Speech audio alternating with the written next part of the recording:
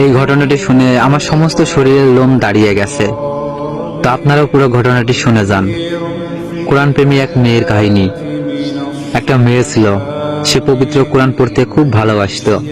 সময় পেলেই কোরআন তেলাওয়াত করত। তার ব্যাগে সবসময় ছোট একটা কোরআন থাকতো। গাড়িতে বসেও সে কোরআন পড়তো।